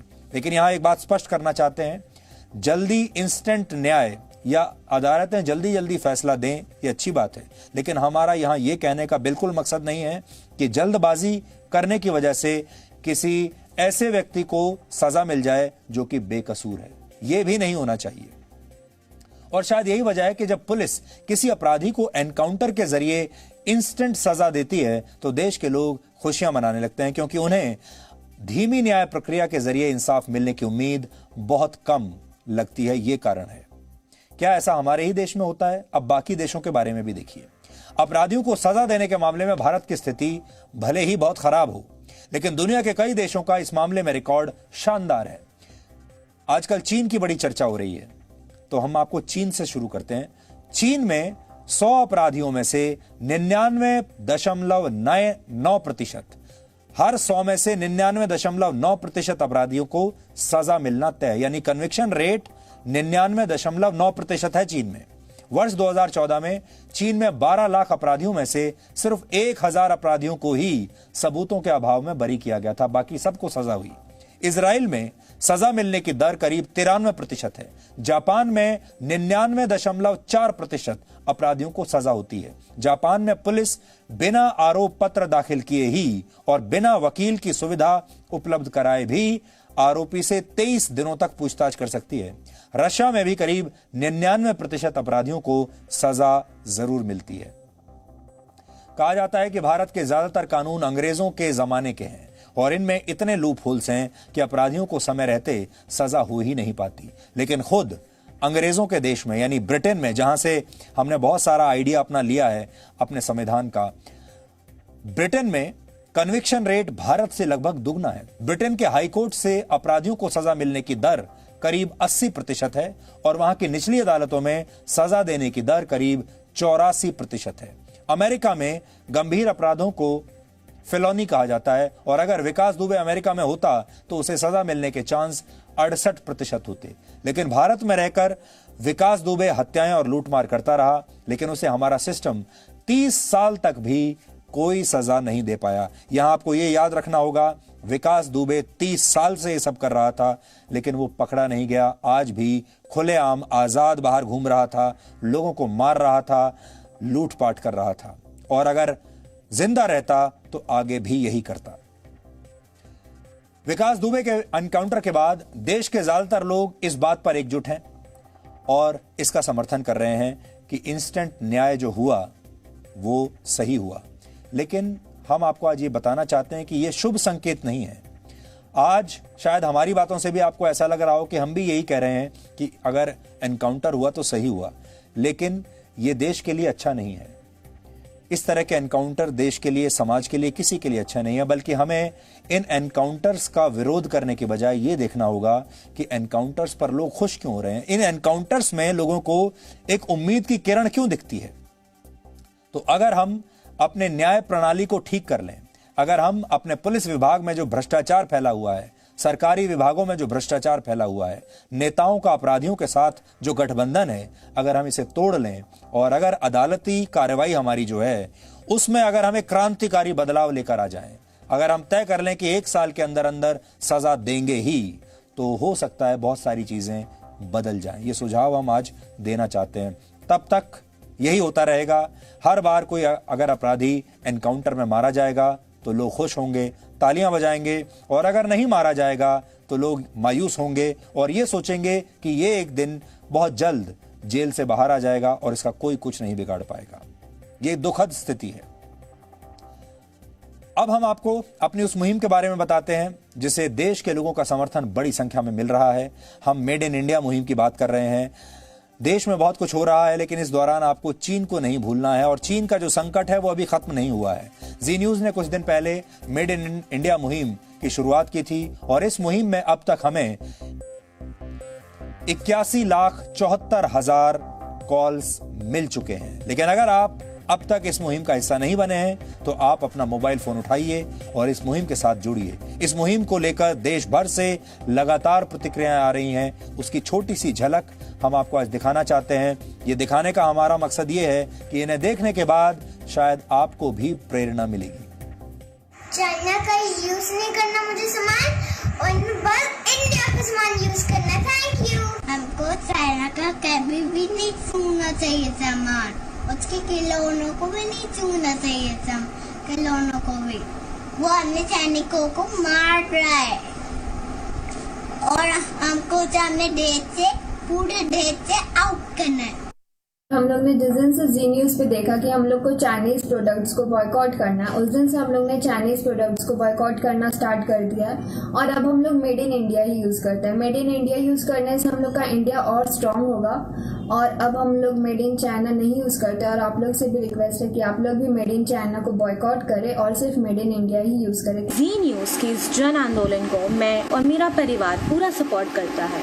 आई support Sudhir Chaudhary and Zee news. मैं चीन को सबक सिखाने और भारत को मजबूती देने के लिए जी न्यूज द्वारा चलाए जा रहे अभियान मेड इन इंडिया का खुले दिल से स्वागत करती हूँ।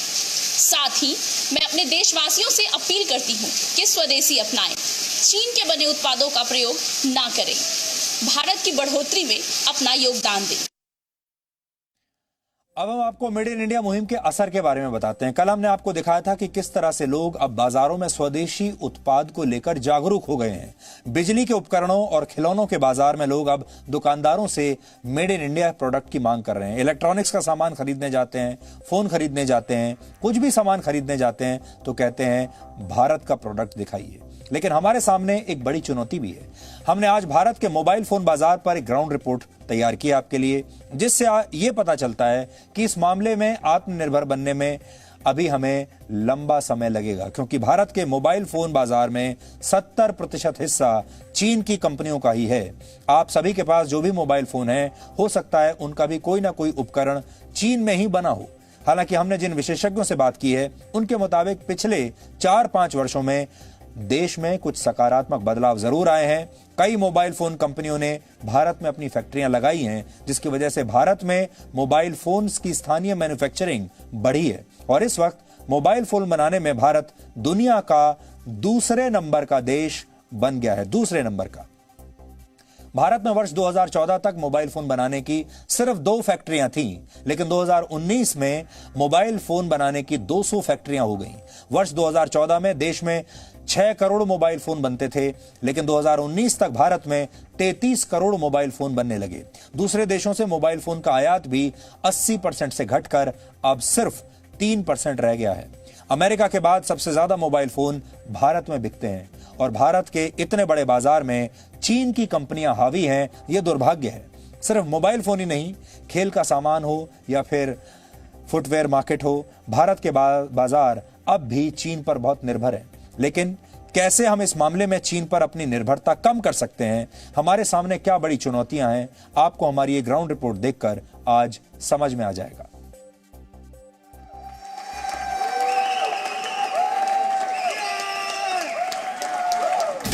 पूरी दुनिया में अमेरिका के बाद सबसे ज्यादा मोबाइल फोन भारत में खरीदे जाते हैं। भारतीयों की जरूरत का सबसे ज्यादा फायदा चीन ने उठाया। आपके पास चाहे कोई भी मोबाइल फोन हो, उसके तार कहीं ना कहीं चीन से जुड़ते हैं। या तो उसमें लगे उपकरण चीन में बने हैं या फिर उस मोबाइल फोन को चीन में ही असेंबल करके आप तक पहुंचाया जाता है। मोबाइल फोन के बाजार में made in India mobile phone की राह में चीन एक बड़ी चुनौती है। जितने भी इलेक्ट्रॉनिक कंपोनेंट्स बनते हैं, उनकी जो मेजर कॉस्ट होती है वो कंपोनेंट की कॉस्ट के कारण प्रोडक्ट महंगा नहीं होता, वो लॉजिस्टिक्स के कारण महंगा होता है। क्योंकि एक फ़ोन बनाने में कम से कम बहुत सारे 100-150 कंपोनेंट्स होते हैं जो मेजर कंपोनेंट्स वो यूज़ होते हैं। चाइना के अंदर ही सारा लॉजिस्टिक खर्चा बच जाता है। यदि आप इनका पूरा प्रोडक्शन यूनिट देखोगे या उस शेंजन में जाके देखोगे तो वहाँ पाओगे कि आप एक फैक्ट्री है और उसके आसपास 8-10 किलोमीटर में सारे कंपोनेंट्स बन रहे हैं और लार्ज स्केल पर प्रोडक्शन हो रहा है। छोटी छोटी फैक्ट्रीज हैं वहाँ पे और मिलियंस यूनिट्स प्रोडक्शन हो रही है। भारत के मोबाइल फोन बाजार में चीन की हिस्सेदारी 70% है। इसके पीछे वजह है चीन में बने मोबाइल फोन की क्वालिटी और उनकी कम कीमत। भारत की मोबाइल फोन इंडस्ट्री के लिए इससे पार पाना कठिन तो है, लेकिन ये काम असंभव नहीं है। अब आप भारतीय बाजारों में कहीं भी निकलिए, किसी बड़े शोरूम के अंदर जाइए और जब आप ढूंढने की कोशिश करें कि कोई बड़ा भारतीय मोबाइल कंपनी का पोस्टर या उसका कोई मोबाइल आपको रखा मिल जाए तो नहीं मिलता। अब क्यों नहीं मिलता ये समझने के लिए हम इस स्टोर में खड़े हैं और जब मैं आपके स्टोर को घूम के चारों तरफ से देख रहा हूँ तो सैमसंग दिख रहा है, MI दिख रहा है, रेडमी, Xiaomi, तमाम Xiaomi, तमाम तरीके के दिख रहे हैं, लेकिन कोई भारतीय ब्रांड नहीं दिख रहा। क्यों नहीं दिख रहा? भारतीय ब्रांड आपको इसलिए नहीं दिख रहा बिकॉज भारतीय ब्रांड वो क्वालिटी मेंटेन ही नहीं कर पाते।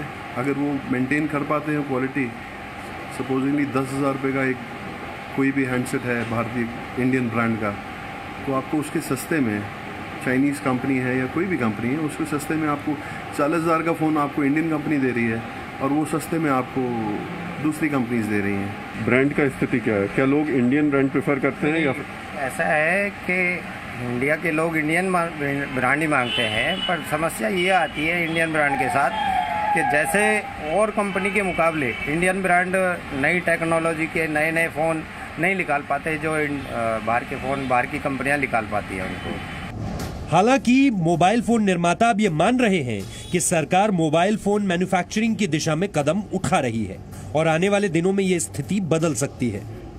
चंद्रयान बना सकता है जो विश्व का सबसे सस्ता और सबसे सक्सेसफुल और शॉर्टेस्ट टाइम में, तो ये कोई बहुत बड़ी बात नहीं है।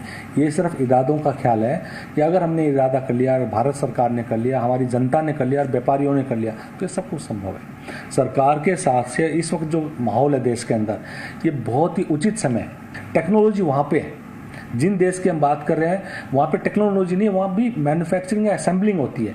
अगर ये टेक्नोलॉजी और उन सप्लायर को हम यहाँ लें तो यहाँ पे इकोसिस्टम बन जाएगा। इंडस्ट्री की बहुत बेहतरीन स्थिति है। हम पिछले 4-5 साल में हमारी प्रोडक्शन ग्रोथ हुई है 1100%, यानी कि 18,900 करोड़ से लेके 2,15,000 करोड़ की मैन्युफैक्चरिंग बढ़ी है। 200 से अधिक फैक्ट्रियां इंडिया में आई हैं। जो इंपोर्ट 80% होता था मोबाइल फोन का, आज वो गिर के 3% से कम हो गया है। मोबाइल फोन के अलावा अगर हम स्पोर्ट्स गुड्स इंडस्ट्री की बात करें तो किसी जमाने में इसमें भारत का डंका बजता था, लेकिन अब हालात बदल गए हैं और अब खेल से जुड़े ज्यादातर सामान भी चीन या ताइवान से भारत में इंपोर्ट होते हैं। विदेशी कंपनियां, खासकर चीन की कंपनियों ने भारत के खेल बाजार पर अपनी पकड़ मजबूत की है। क्रिकेट को छोड़कर ज्यादातर खेलों का सामान चीन में बनता है। प्रोडक्ट है क्रिकेट से रिलेटेड जो कि इंडिया वाले बहुत अच्छे से समझते हैं और चाइना वालों की समझ उसके मामले में कम है। तो शुरू में कुछ इंग्लैंड की, ऑस्ट्रेलिया की कंपनियां वहां गई और उन्होंने क्रिकेट के प्रोडक्ट वहां बनवाने की कोशिश की। वहां उन्होंने मोल्ड्स भी बनवा लिए, उनसे कुछ प्रोडक्ट भी बनवाए, पर कहीं ना कहीं एक सेटिस्फेक्शन जो होनी चाहिए वो नहीं बनी। पर समय के साथ जैसे हम उनके कॉन्टैक्ट में आए और उनको पता लगा कि हम यही काम कर रहे हैं, तो 6-8 महीने की बातचीत में उनको ये समझ आ गई कि भाई चाइना से बेटर और चाइना से सस्ता माल हम यहाँ से बनवा सकते हैं। तो वो पूरे वहाँ से मोल्ड्स समेत जितनी भी चीज़ें उनकी वहाँ इन्वेस्टमेंट हुई थी वो सारी की सारी इंडिया शिफ्ट हुई और आज हम पिछले 2-2.5 साल से ये सारा माल बना के उन्हीं कंपनियों को उनसे बेटर सेटिस्फेक्शन पे दे रहे हैं। सिर्फ मोबाइल फोन और खेल का बाजार ही नहीं है, फुटवेयर इंडस्ट्री में भी चीन ने अपनी घुसपैठ मजबूत की है। स्पोर्ट्स और लेदर से लेकर हर तरह के जूते बनाने वाली भारतीय कंपनियां भी अपना रॉ मटेरियल चीन से ही आयात करती हैं।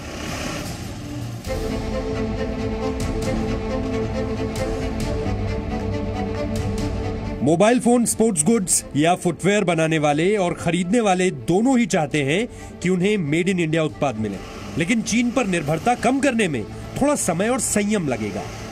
सरकार को भी इन चुनौतियों को दूर करने के लिए खास कदम उठाने होंगे।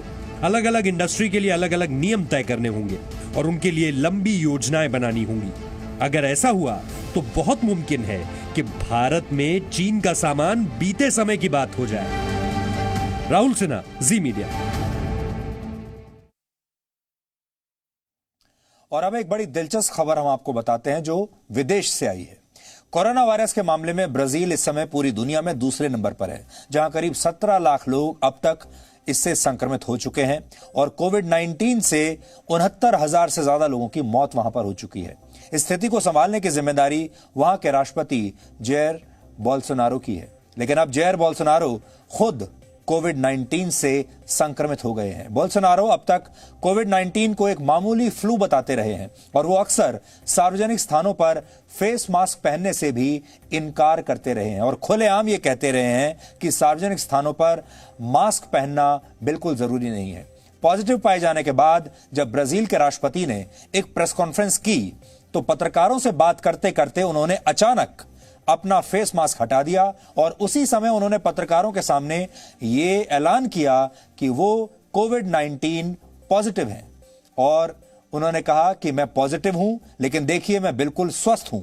और उसके बाद क्या हुआ ये आप देखिए, कैसे पत्रकार वापस पीछे भागे और कैसे पत्रकार डर गए, ये आपको देखना चाहिए। Muito durante a noite, é normal. Depois da meia-noite eu consegui sentir alguma melhora. Às 5 da manhã tomei a segunda dose da cloroquina e eu confesso a vocês, estou perfeitamente bem, tá? A equipe médica resolveu aplicar a hidroxicloroquina. Eu tomei no dia de ontem por volta das 17.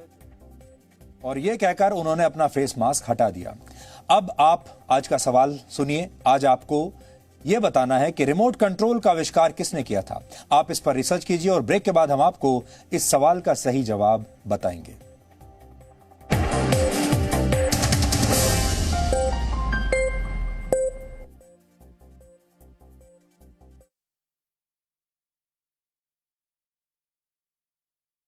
A equipe médica resolveu. On Google Play and App Store. Download it now.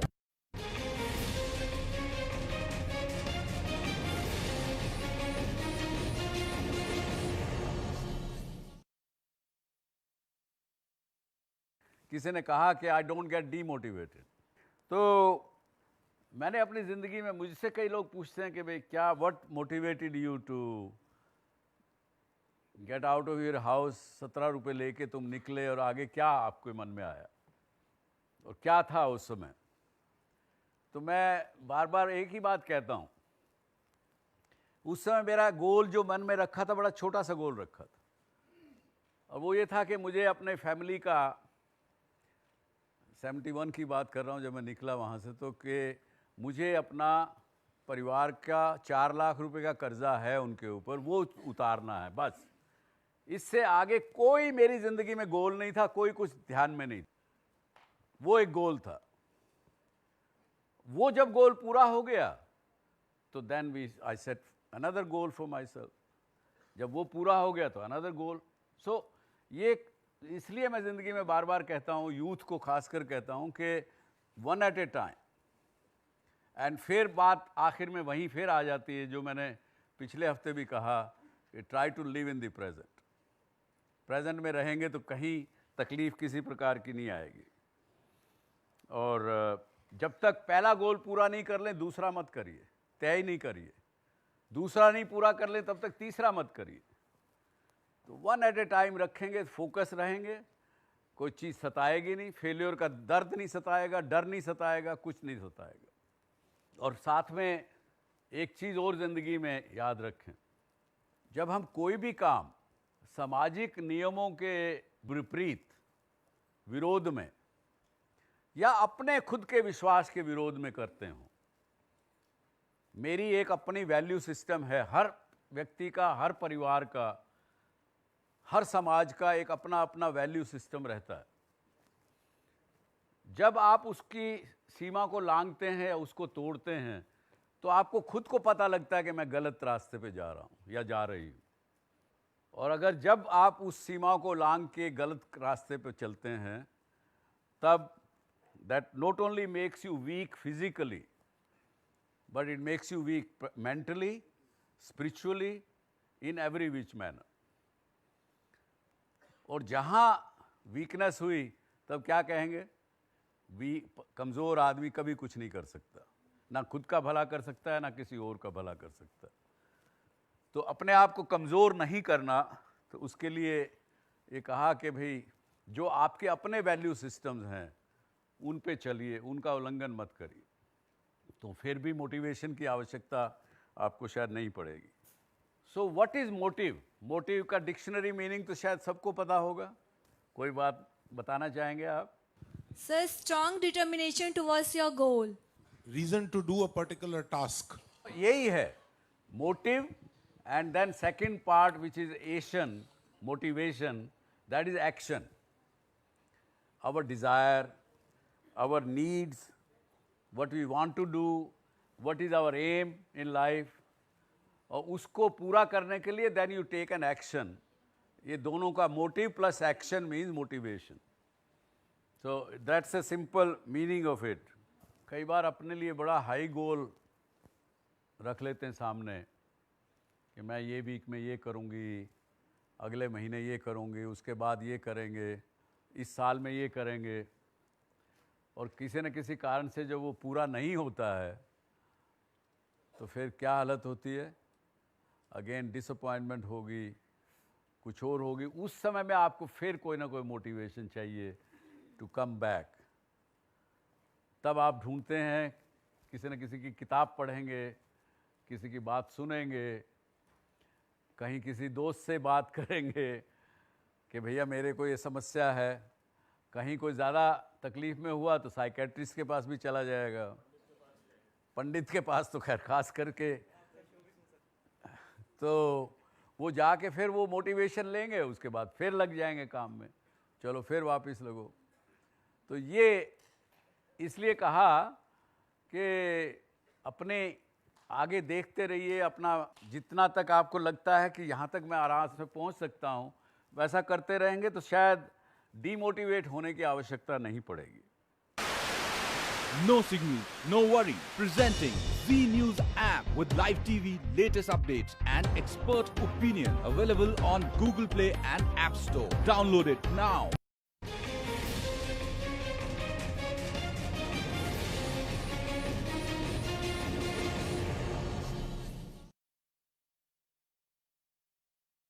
किसी ने कहा कि I don't get demotivated. तो मैंने अपनी ज़िंदगी में, मुझसे कई लोग पूछते हैं कि भाई क्या व्हाट मोटिवेटेड यू टू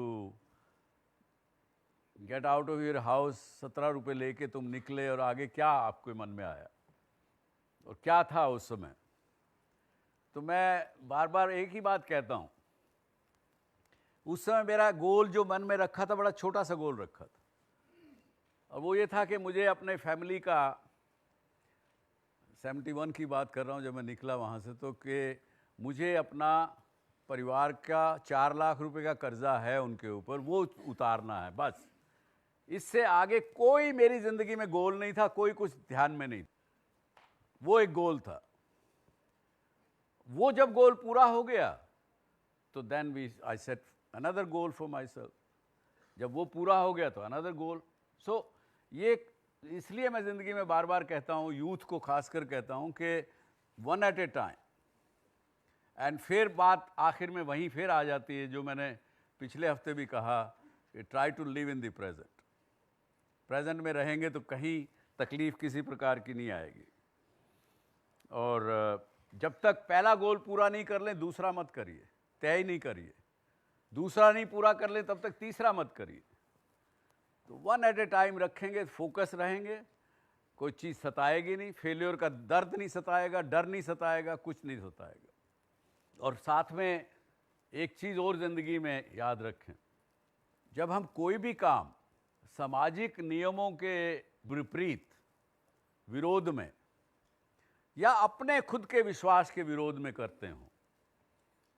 मेरी एक अपनी वैल्यू सिस्टम है, हर व्यक्ति का, हर परिवार का, हर समाज का एक अपना अपना वैल्यू सिस्टम रहता है. जब आप उसकी सीमा को लांघते हैं या उसको तोड़ते हैं तो आपको खुद को पता लगता है कि मैं गलत रास्ते पे जा रहा हूँ या जा रही हूँ.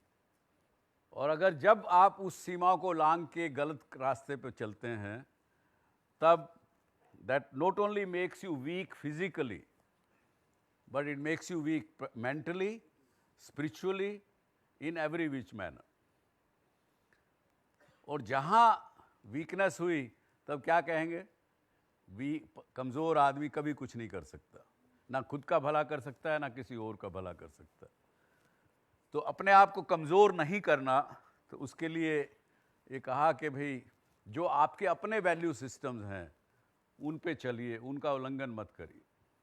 तो फिर भी मोटिवेशन की आवश्यकता आपको शायद नहीं पड़ेगी. So what is motive? Motive का डिक्शनरी मीनिंग तो शायद सबको पता होगा. कोई बात बताना चाहेंगे आप? Sir, strong determination towards your goal. Reason to do a particular task. यही है motive. And then second part, which is Asian motivation, that is action. Our desire, our needs, what we want to do, what is our aim in life, और उसको पूरा करने के लिए then you take an action. ये दोनों का motive plus action means motivation. So that's a simple meaning of it. कई बार अपने लिए बड़ा हाई गोल रख लेते हैं सामने कि मैं ये वीक में ये करूँगी, अगले महीने ये करूँगी, उसके बाद ये करेंगे, इस साल में ये करेंगे, और किसी न किसी कारण से जब वो पूरा नहीं होता है तो फिर क्या हालत होती है? अगेन डिसअपॉइंटमेंट होगी, कुछ और होगी. उस समय में आपको फिर कोई ना कोई मोटिवेशन चाहिए टू कम बैक. तब आप ढूंढते हैं, किसी न किसी की किताब पढ़ेंगे, किसी की बात सुनेंगे, कहीं किसी दोस्त से बात करेंगे कि भैया मेरे को ये समस्या है. कहीं कोई ज़्यादा तकलीफ़ में हुआ तो साइकेट्रिस्ट के पास भी चला जाएगा, पंडित के पास तो खैर खास करके. तो वो जाके फिर वो मोटिवेशन लेंगे, उसके बाद फिर लग जाएंगे काम में, चलो फिर वापस लगो. तो ये इसलिए कहा कि अपने आगे देखते रहिए, अपना जितना तक आपको लगता है कि यहाँ तक मैं आराम से पहुँच सकता हूँ वैसा करते रहेंगे तो शायद डीमोटिवेट होने की आवश्यकता नहीं पड़ेगी. No signal, no worry. Presenting Z News app with live TV, latest updates and expert opinion. Available on Google Play and App Store. Download it now.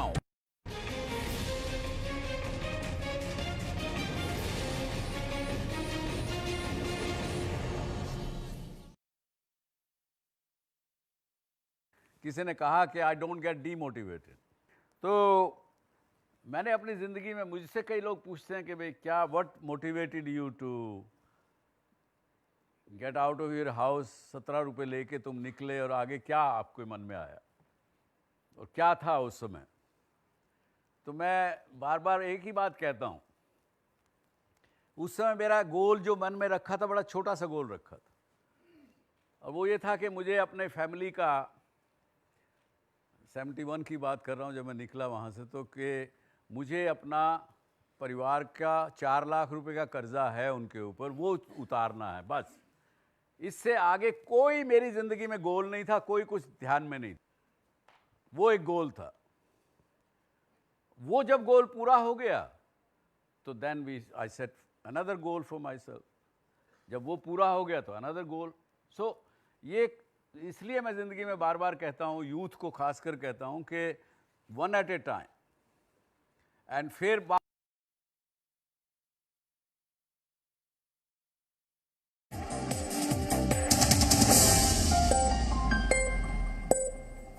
और अब आखिर में देखते हैं कि आज के इतिहास में क्या लिखा है. ईस्ट इंडिया कंपनी और ब्रिटिश शासन के खिलाफ भारतीय सिपाहियों की पहली बगावत आज ही के दिन वर्ष 1806 में तमिलनाडु के वेल्लोर में हुई थी.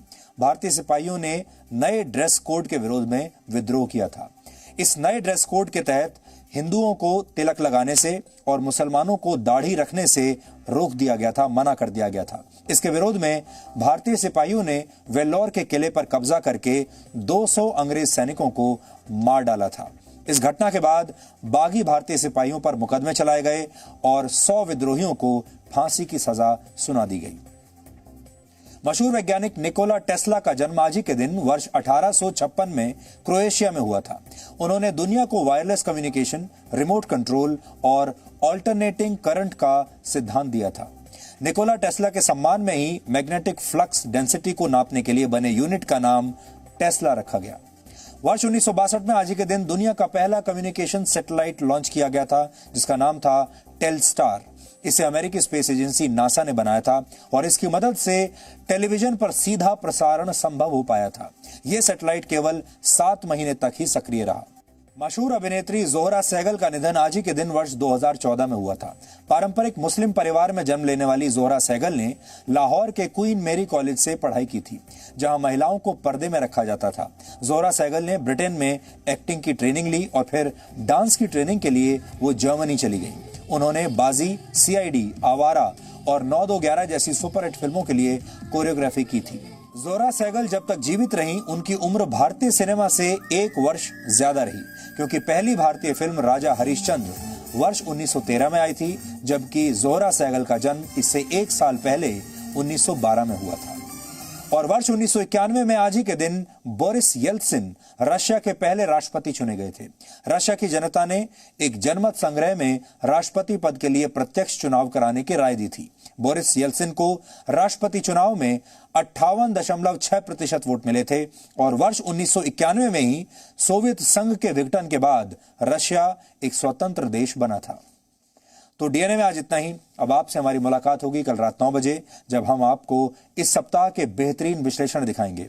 तब तक आप खुश रहिए, सुरक्षित रहिए, स्वस्थ रहिए। और राष्ट्रपिता महात्मा गांधी कहते थे, न्याय की सभी अदालतों से भी ऊंची अदालत विवेक की अदालत होती है और ये किसी भी प्रकार की न्यायिक व्यवस्था से ऊपर है। इसलिए आज आपको इस बात पर विचार करना चाहिए कि भारत एक विवेकशील देश बन रहा है या विवेकहीन देश बन रहा है।